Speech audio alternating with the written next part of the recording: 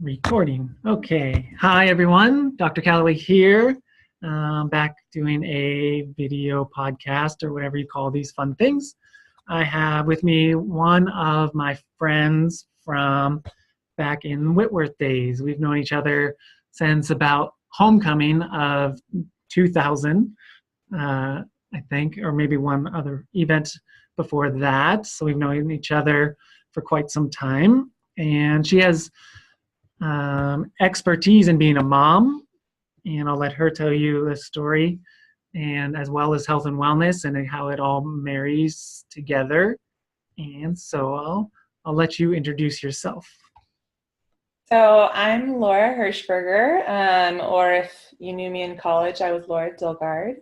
And like Larry said, we met at Whitworth. We were both in the kinesiology program. I was the lowly physical ed coach, wannabe PE teacher, and he had much higher aspirations than I did. But we took a lot of classes together, and we're next door neighbors in dorms, and both kind of went our way in the health world. I started in swim coaching, actually did that for about 12 years.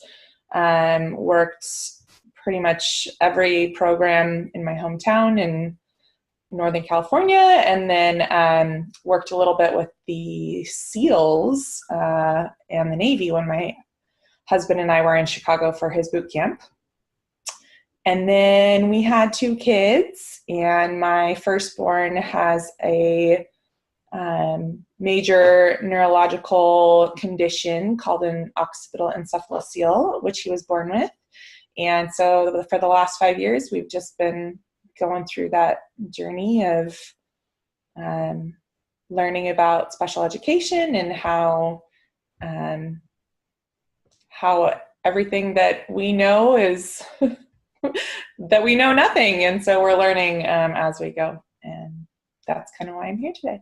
Awesome. Did you take that class, that Jan term class on special education PE? Do you remember that? I did, yes. I remember fondly going to the elementary schools and all of us running around like we were in 4th grade doing kickball and I remember like broom hockey or something like that. Yeah. Absolutely. I would not have thought of that experience. That and ice skating, I think I took a chance. So in your experience, let's say graduating high school through college, how would you have defined health, and how has that evolved over the last next number of years? Since I forget how old I am sometimes. Yeah, seriously. I would say that I peaked as a competitive athlete, probably my junior year of high school when I just couldn't deal with my chronic bursitis in both of my shoulders from being a butterflyer in swimming. And then that's what got me into coaching because I just couldn't stand to be away from the pool. And when you and I met, I was still trying to be a year-round sports person. I think I actually held the record for as many PE classes as you could take at Whitworth College. Something I'm very proud of, including ballet, of all things. So yeah, it just was kind of built into my life during that time. And then when I graduated and moved home, I continued coaching for about 5 more years. And so I would swim with my kids at practice. I worked with the high schoolers, and so I'd get in with them and keep them honest. And then I got into triathlons and faked my way through the running part. And then I had kids, and I haven't figured out how to find that balance yet. So it's been a recent goal of mine to make more of an effort. So back in the gym, back in the pool, getting my kids involved in sports, hoping that that'll help me find my groove again. Oh, you mean by overscheduling the kids, you're going to find more time for yourself? Yes, doing all the sports that I have no interest in. They'll have fun, though. Their experiences. Yes, definitely. Total tangent. And I know this is live, but hey, who cares? Hi, everyone. Ronald's doing, I think, his first try in next weekend. Nice. Do you know if it's open water? I think it's in Coeur d'Alene or maybe Medical Lake. Okay. Yeah. That is the biggest reason that I did not pursue it more, because my shoulders just can't hang unless I'm in a pool, even though that's my sport of choice. But if I could just do the dualathon, I can't even pronounce that, with swimming and biking, I would be set. But the running is thankfully last, and so I can get far enough ahead before I peter out. So you have been through a lot of medical specialists. Mm-hmm. I would imagine natural and otherwise.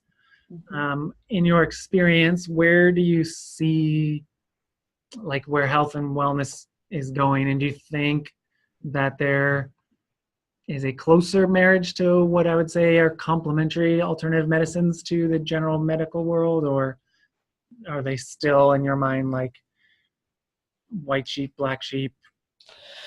It's interesting because I pursued counseling and got my master's in social work after college, and actually did my thesis on an adaptive aquatics program for kids with special needs, specifically physical disability. And I really found the kind of that marriage that you're talking about, where if we don't include some of the mental health aspects or the environmental aspects, like making sure people are,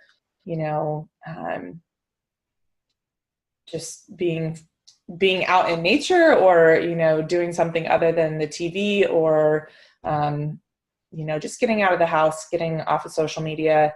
I found that a lot of our disconnect is really that we isolate ourselves. And so when we're going through whatever it is we're going through, our bodies, they don't make the leap to have a reason to get better or anything like that, because they're so content and just kind of being, behind closed doors in their own little bubble. And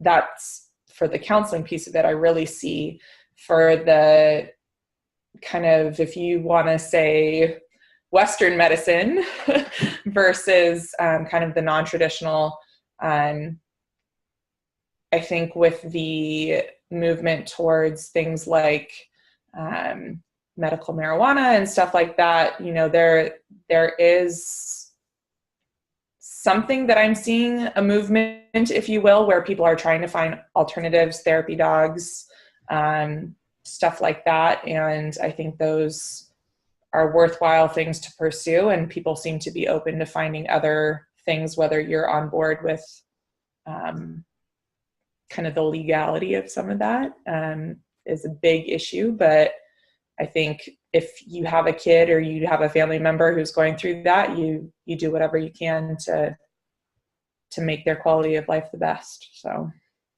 we haven't gotten that far yet, but I know a lot of people that are there. So that's awesome that you're moving in the right direction, hopefully, though.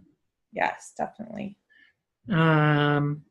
So this might be interesting. So what modalities or treatments have you seen be successful, both with your own kiddo and possibly others that are going through a similar path as you? Right. It's interesting because, in the same way that you and I share a lot of mutual friends because of our being in a cohort for, the PE and kines world, when you become a special needs parent, you all of a sudden meet or see or acknowledge that they're everywhere. And so you hear a lot of people's stories. And because our story was pretty dramatic, and we didn't think that that Isaac would be born alive, we have gotten a lot of friend of a friend of a friend emails me and says, hey, can you give some advice to this person or whatever. And so, in the age of social media, I'm attached to a lot of things. People contact me about it. And there was one family in particular that, was crossing state lines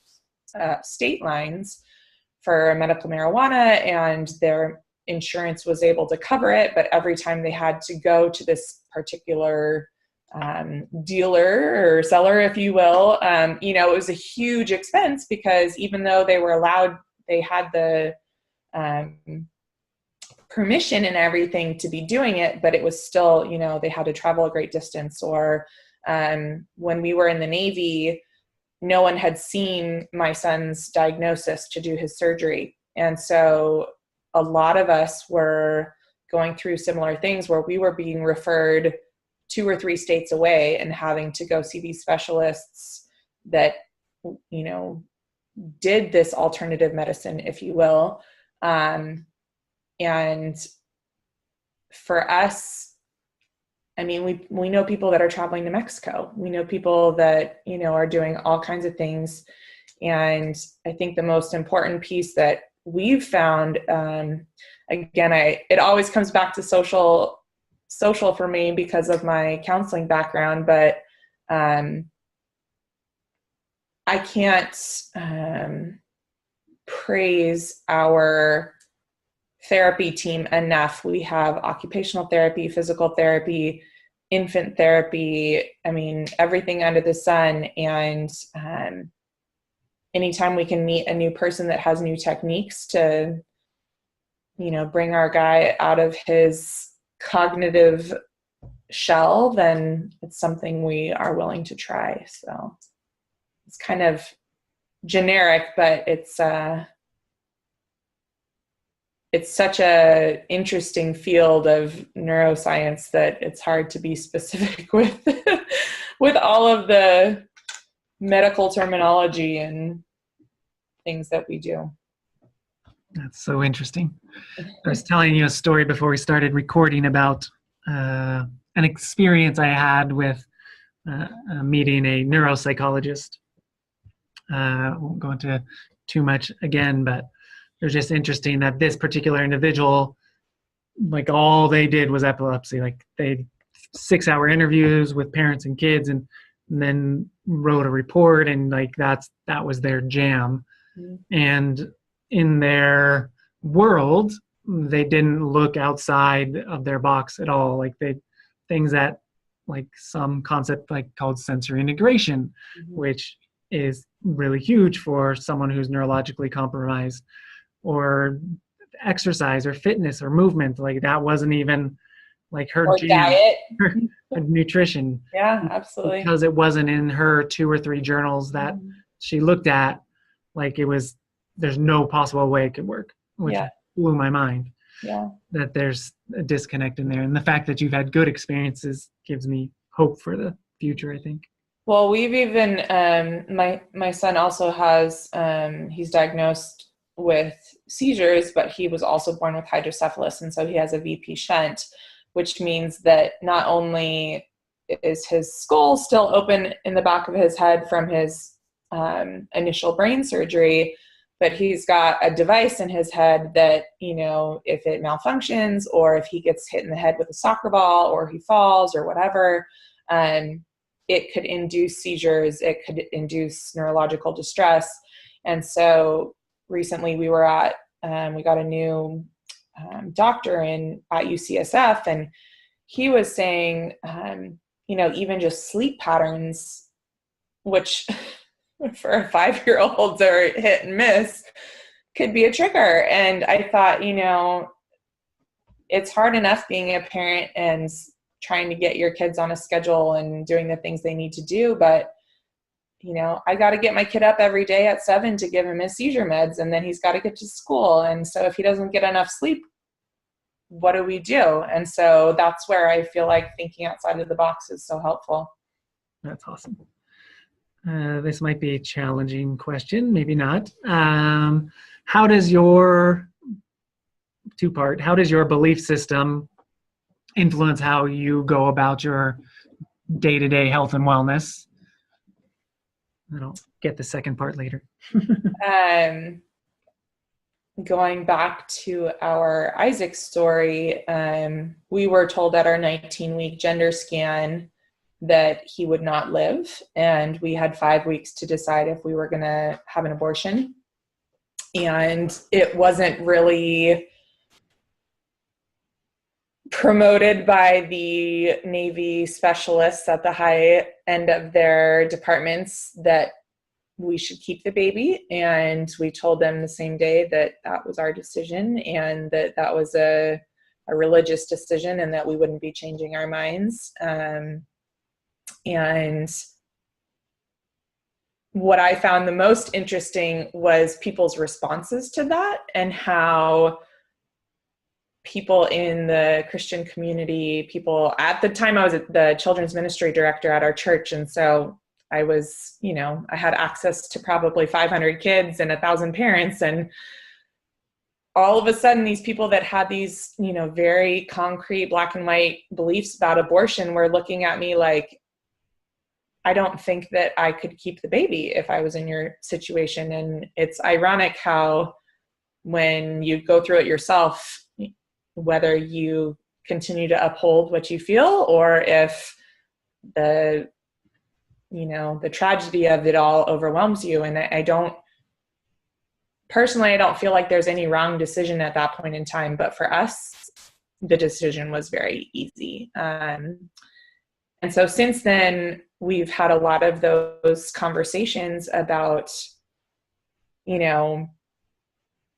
do we send our kid to special education school so he can get this support system? Do we send him to Christian school, which I grew up in, for a, spiritual care and moral development and that sort of thing, and trying to decide, how do you say which is more important, or are they equally important, but how do we merge the two when, separation of church and state, public school versus private schools don't have that, specialty that they can support him. So I think, making those choices can be really difficult, but some of them are very clear cut, and you learn a lot about yourself and where you really believe things to be true about, just health decisions and taking medicine versus not taking medicine versus praying to say, oh, God will just heal all of this. You have a lot of conversations with people about that. That's interesting. How have you run into different, obviously you mentioned it, but different belief systems? Like, have people just walked away, so to speak, from a higher power, or do you think it draws people closer to, like I would, to an extent, like I was having a conversation with someone, yes, this is being recorded, so excuse me, but if someone were to say, you can save humanity or keep your kid, like I'm keeping my kid. Yeah. Like, yeah, absolutely. It's interesting because I'll have been married for 9 years this December, and being a Navy wife and having a kid with special needs has just been so hard for us. And yet when we were going through the pregnancy, knowing for 5 months we were basically carrying a kid that wasn't supposed to live, I have never had a more mountaintop testimony experience. But since then, it's been really challenging to say, okay, you basically performed the biggest miracle of all, God. You gave us this kid who wasn't supposed to live, and he's beautiful and he's joyful, and everybody can see that he's a walking testimony of that faithfulness and hope. And yet things are just hard. And how do you reconcile having been through a miracle and then saying, why is this still so difficult? And I think I know I hold myself to that standard of, I was in such a position where everybody in the church kind of saw me holding it all together, or so they thought. And, we're either really inspired by that, or kind of intimidated, and kind of that, what we like to call mom guilt, where we see somebody doing something better than we are, and it appears that they have it all together. And I'm not saying that it wasn't challenging, but the after part was so much harder, because the decisions become less clear, and you just want to do right by your kid. And I think a lot of people in our lives, I don't want to say that they walked away because we have had positive experiences, but sometimes it is challenging. And especially being a counselor, kind of knowing how to interact with people who didn't get that happy ending and that same outcome. And that can really be a fine line to walk when sharing our story, because you have to be, respectful of other people's choices, and, kind of just the nature of how their story ended versus ours is still alive and well. So yeah, it can be hard. It's definitely a challenging one. Mm-hmm. So, as part of this podcast, you're totally getting put on the spot. I'll give you a second to think, but everyone has to tell a simple joke. So, do you have a clean joke that you have in your back pocket? Let's see. It's funny because I'm starting a new blog, and I have all of these. I'm calling myself the storybook counselor because I tend to be rather poetic, but funny is not. That was funny right there. Funny is more of let's laugh at myself rather than make other people laugh on purpose.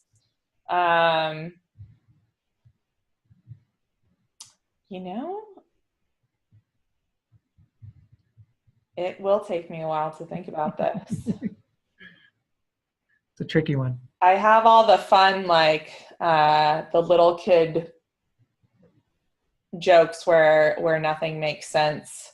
We're starting to get to that point with my 3-year-old, but me and the jokes we're limited. So you might have to come back to me on that one. I don't have any more questions. So I'll give you a couple to use in the future. Oh, excellent. Excellent.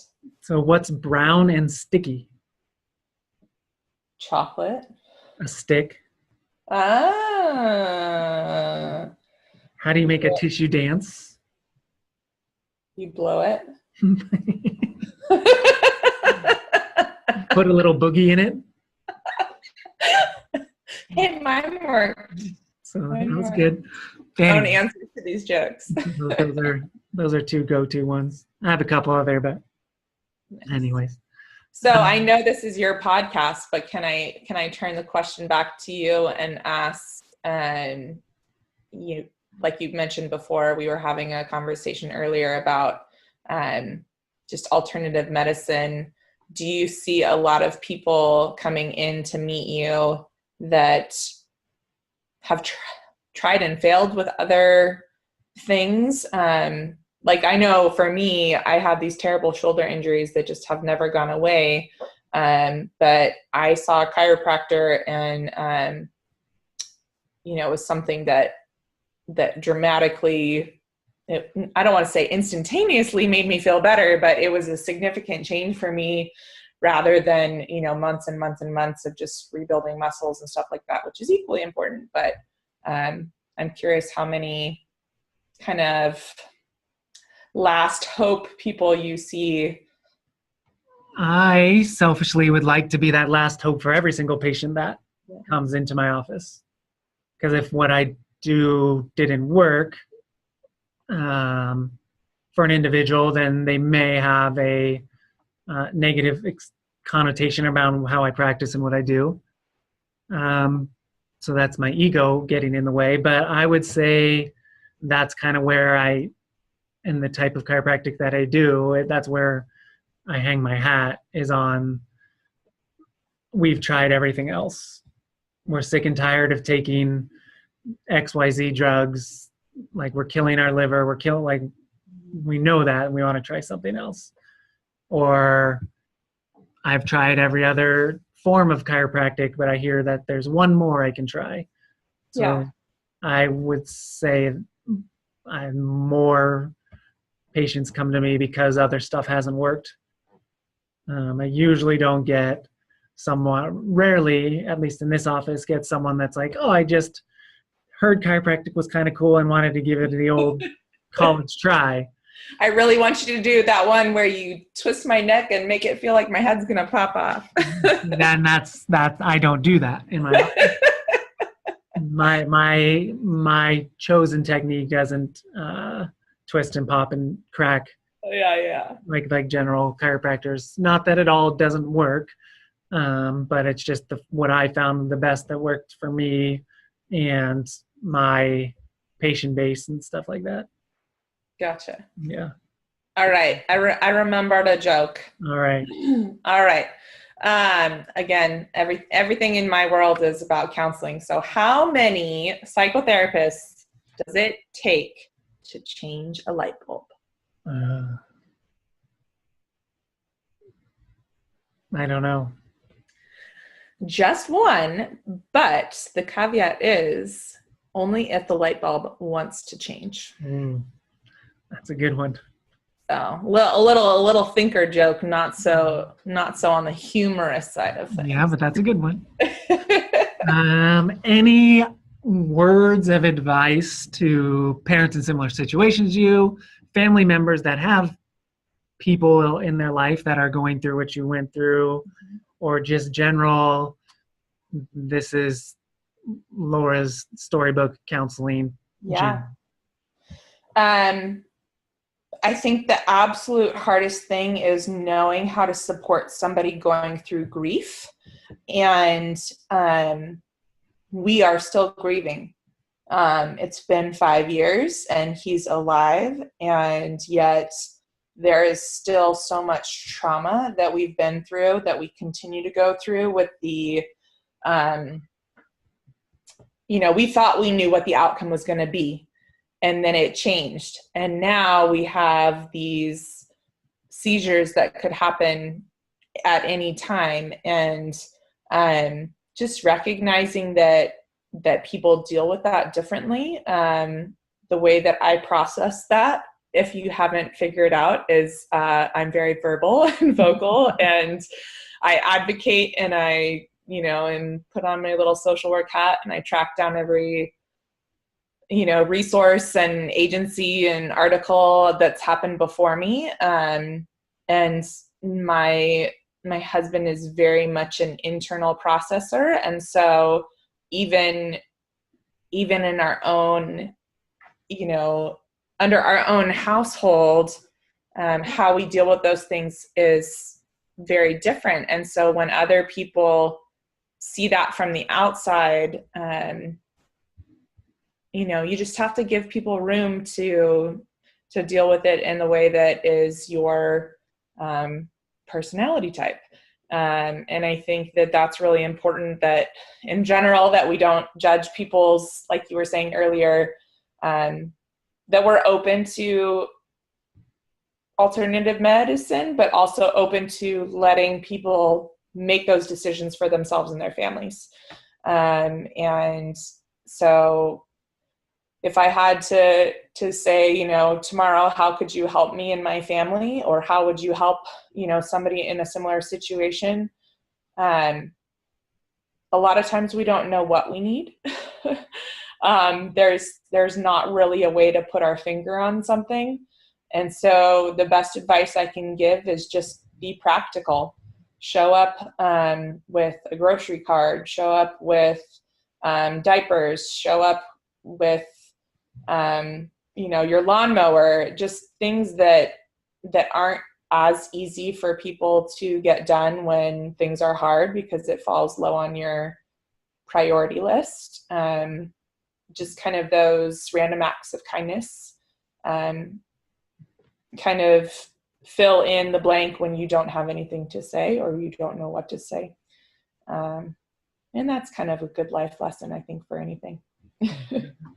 And if people want to get a hold of you and talk to you, I would imagine, since you're verbose. Yes. How would they do that? I am currently rebranding, so I have a lot of different social media and things that are in progress.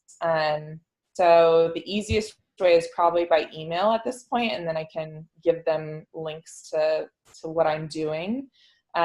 So my email is very Navy wife, and it's C Hershey, SEAHERSHEY @gmail.com. And if you're too nervous to reach out to me on that platform, you can find me under my initial kid blog as of Hope for Isaac. The 4 is in number 4. And that's at blogspot.com. So www.hopeforisaac@blogspot.com. And that shares a lot more about our personal journey in depth. And I do speaking engagements and stuff like that for churches and anybody that wants to sit down one-on-one, whatever, podcasts. This is new for me. So thank you for having me. Yeah. And I'll put that up at the end and on the comments when I post this. Sounds good. I will text it to you so the Perfect. spelling is easier. Perfect. Thank you very much. Yeah, it was good to see you. Yeah. All right.